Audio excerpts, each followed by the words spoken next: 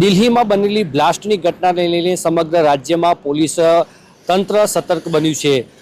ગુજરાતના અલગ અલગ વિસ્તારોમાં જે આંતરરાજ્ય સીમાઓ પર છે તેના પર પોલીસનો ચુસ્ત બંદોબસ્ત છે।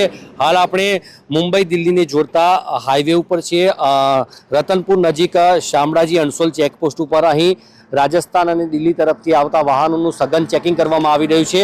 અરવલ્લી જિલ્લા પોલીસની અલગ અલગ ટીમ જે છે એ તૈનાત કરવામાં આવી છે અને જે રાજસ્થાન તરફથી આવતા વાહનો છે તેનું સઘન ચેકિંગ કરવામાં આવી રહ્યું છે। કોઈ શંકાસ્પદ વસ્તુ છે કે નહીં તે અંગે પણ જાણકારી મેળવવામાં આવી રહી છે। સાથે જ પોલીસ તંત્ર દ્વારા લોકોને પણ સમજાવવામાં આવી રહ્યા છે કે અફવાઓથી દૂર રહેવું। અરવલ્લી જિલ્લા પોલીસ દ્વારા પણ લોકોને અપીલ કરવામાં આવી છે કે જો કોઈ પણ પ્રકારની શંકાસ્પદ વસ્તુ લાગે અથવા તો કોઈ પણ શંકાસ્પદ વ્યક્તિ ધ્યાને આવે તો પોલીસનો સંપર્ક કરવો।